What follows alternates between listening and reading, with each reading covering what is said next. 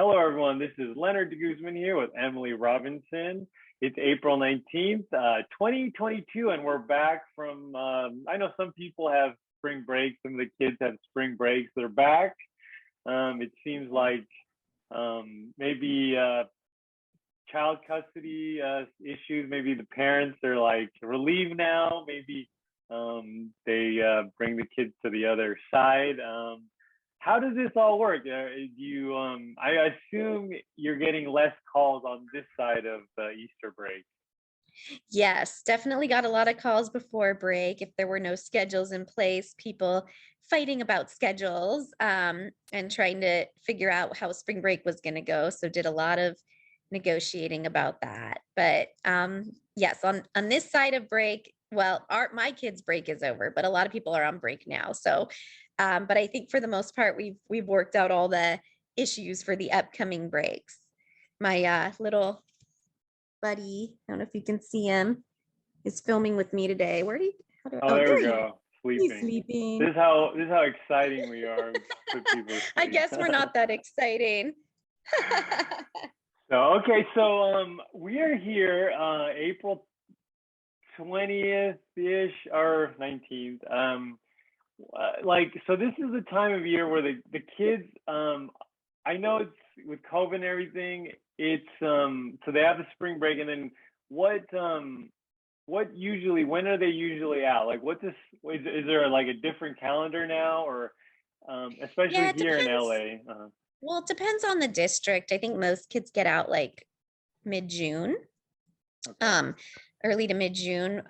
My kids get out but like Memorial weekend, so they get out really early. But yeah, usually like mid-June, and then they go back, early to mid-September. Okay. I think we're gonna probably cover some of this stuff. There's probably some conversations about this that are coming up. So let's get into it. Let's get into the news of the day, the news articles and things that we see that are trending on Google. That are I see here. There's some social media things that come up, which is that's kind of part of our life now. With whether it's Twitter, whether it's TikTok, whether it's Facebook. Facebook's kind of going away, but staying. I see Meta. I see the Meta ads. I'm not on Meta. Are you a Meta person? Did you try that yet? I haven't tried it yet. So we'll see. Maybe people will get married in Meta. Maybe there'll be divorces in Meta. I don't know how that works. Like, does it like? I saw something where people are virtually assaulting people, it's like a video game, right? Like I don't know how that's going to evolve, but currency, right, is going to be an issue maybe. Yep. Yep. All that stuff. It's like a whole new universe to navigate. It's probably like when the internet first became public and people like it was a whole new universe, but we'll get used to it just like everything else. So we'll see. Okay, so let's get to the first story of the day. Divorce lawyer on TikTok explains why men should always pay first on pay on first date. Always pay on first date. I was so blown away by this. Okay, so this is one of the big articles, the first ones on the search. So a divorce lawyer recently uploaded a TikTok video explaining why men should always pay for meals on first dates, sparking a debate among commenters. So the video uploaded on April 12th amassed 509,000 views and 52,000 likes as of this writing. So according to Lee, it is in the best interest of men to pay for their first date meals to figure out whether their date partner has a sense of entitlement and the audacity to expect a near stranger to pay for them. Lee explains that paying on the first date can be considered a test into whether the person who he describes as someone who you may end up marrying or is entitled or appreciative. Then he goes on, just learn that this person in front of you is entitled. Just imagine how someone like that will treat their significant other, their spouse, for a low price of $20, $30, or $40 or whatever. you learn that the person in front of you does not have the basic courtesy to pretend to offer to pay, and that therefore you should never go on another date with them. So, you can imagine the comments. So follow-up video explains that no one owes SHIT to anyone, and that's it. All about what you want. So this is kind of like kind of an old school kind of thing, probably when women were, in the 50s. I don't know. What do you Well, think? I think look, I think there's a lot of women that still believe in chivalry and a lot of men that do. And they do like when men offer to pay or, open the door for them or, but there's a lot of women that don't. So I agree that it's a good test. I don't know if I agree with what the test shows. I think, though, it's a good test to know if the person has similar values to you. So if you pay and then they, and you're trying to see if they're greedy and you think that if they don't offer to pay, they're greedy, then you learn that. Or if you're looking for someone who likes chivalry and they are happy you paid, then you learn that too. So I think it could work both ways. Like maybe they just say thank you for paying and you like that because you like to be chivalrous. And so you learn that about them too. But either way, I think it does. It is a good indicator of whether you have the same values. And I think that's important. Yeah, maybe it's the principle of it. Yeah. But it sparked some comments. So I think that's another I mean, thing. They won comments. I'll be honest, if a guy did not offer to pay on my first date, I would not go on a second date because I just think I just think there is a place for chivalry. It's different than chauvinism in my opinion, but that's me, right? Like everyone's different, but I don't know if I've ever had a guy not offer to pay on a first date. That just is like what happens, but I haven't dated in a very long time. So Yeah, either have I, but I lived through some friends. So yeah, recently, like one of these, she's a female in her 30s, and it was Valentine's Day, and they were on a date, and so they split the bill after dinner, and then my friend, she came, like her afterthoughts were like, I'm breaking up with this guy because I don't like that feeling where, that feeling. So whatever it is, people are different. And she's like, the fact that we split the bill on Valentine's, and they, she's like, I can't see you anymore. So that was yeah, interesting see, to me. it's to each their own, but that does show you, it if you have the same values or not. Yes. All right, let's go to our next article. Are you a Big Bang Theory fan? Yes, I Yes. watched every single one. And now I watch Young Sheldon. Young Sheldon, okay. I kind of stopped at when they finale'd the show. Kaley, That actor, that kid on Young Sheldon is like an amazing actor. He's like 10 or something and he can act. It's crazy. Anyway, go ahead. like Sheldon, like the Sheldon, yeah. Okay. Yeah, like Sheldon. I think he was like some sort of like, God, I'm trying to think what he did. What did Sheldon do? Was he like a rocket scientist or Oh, Sheldon in the show. Yeah, he's he works at a university doing research and he's like a physicist, I think. Yeah, I forgot already. But so this one is about Kaley Cuoco. Okay, I don't know. she's super rich. She's super okay. So she says she will absolutely not get married again after her divorce from Carl Cook. So she says to Glamour, is a quote, I will never get married again. She and equestrian Carl Cook announced their split in September 2021. She got completely emotional, rash because of stress over this split and filming the flight attendant. So she said, in Kaley Cuoco recently opened up to Glamour about how she's coping about her recent divorce. from Carl Cook saying she will not and absolutely not get married again for a third time. You can literally put that on the cover. She told Jessica Radloff, Coco and Cook made the relationship public in March 2016, 2 months before her divorce from her husband, tennis player Ryan Sweeting. Let's see what else she says. I'd have these emotional scenes, and then I go home and cry over my personal life. I developed a rash that went from my lower stomach down my leg. It lasted for 7 months, Coco said. So I discovered through therapy and through my doctors that it was completely emotional.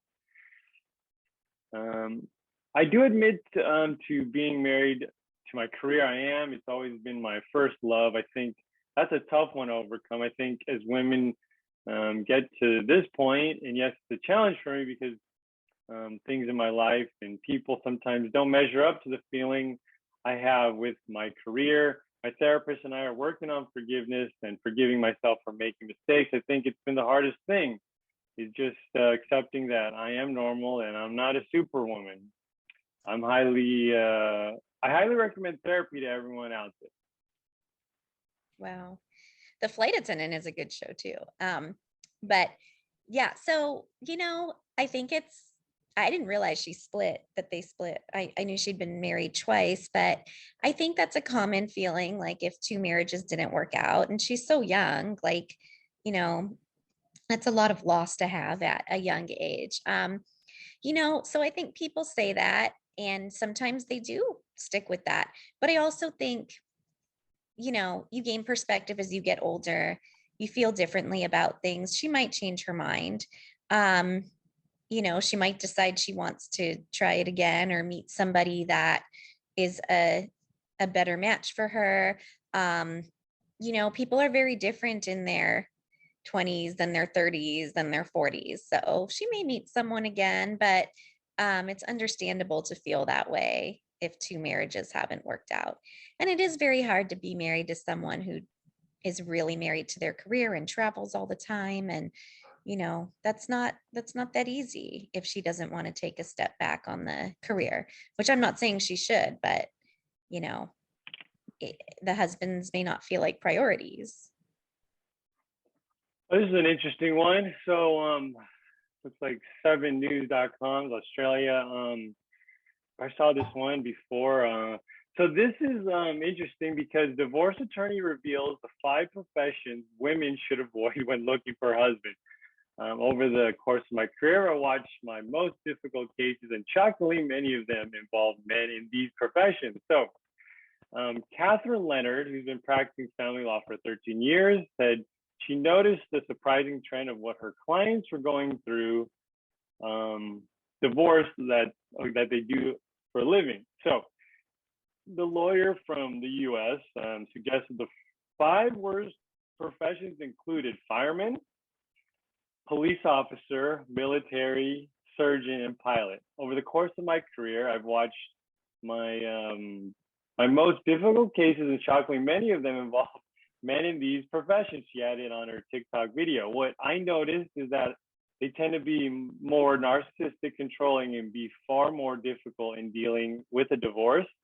They have a nuke the earth, scorch the earth, how dare you challenge me kind of approach to litigation.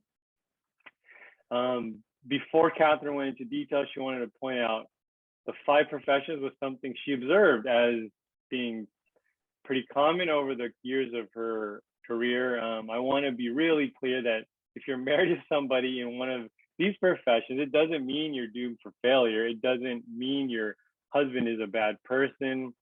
I'm sure there's an outlier in any kind of statistic, but this is just for fun. So one thing in common, so firemen, I never really understood that one, but it's on there, and police office, military, surgeon, and pilot. So if you look at these professions, what do they have in common? They all have one thing in common.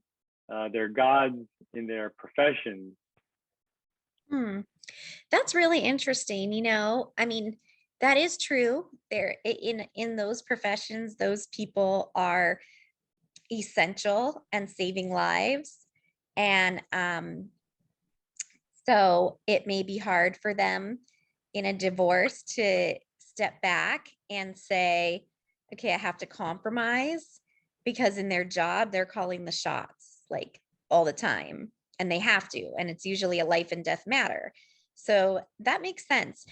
But I also think there could be something to it that all those professions like require you to have a very high risk tolerance. Like you have to be very willing to take on risk and not a risk adverse personality to be a surgeon or a military or a fireman. Like you're facing danger all the time, possible death or possible loss of your patient, right? Like, so you have to like to have that kind of personality, you've got to be able to like separate your emotions from your logic to some degree, because otherwise you would never be able to do something so stressful. So, it's hard to turn that personality off when you come to a different situation like divorce. And maybe that is part of the struggle, is that they've learned so well how to separate the logic from the emotions, that for the divorce, which is emotional and requires a lot of understanding of your spouse, it's hard to bring those back together. And I could see that being part of it too. Okay, let's get to the part of the show where we ask Emily anything. In today, we got one post today. So this one's about a child of divorce. So my dad's first birthday after my parents' divorce. My dad's birthday is coming up. My parents separated on good terms, so my mom helped me pick out a gift, and we're hiding it at her place until it's his birthday. So she's also coming over for dinner. When they were still together, we would make a little breakfast in the morning with things we like to eat. I just realized that my mom won't help me with this anymore because they live in separate houses now. So it's the little things that really mess with me, missing the feeling of being together, even when they're together. I'll get over it eventually, but it hurts right now.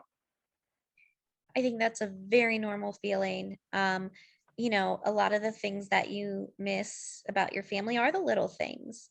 And it is hard that there's a grieving period and you just have to get through it.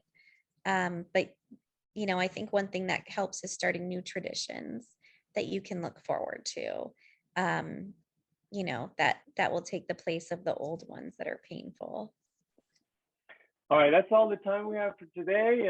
Thank you so much for joining us on the Modern Divorce Podcast, and we will see you next week.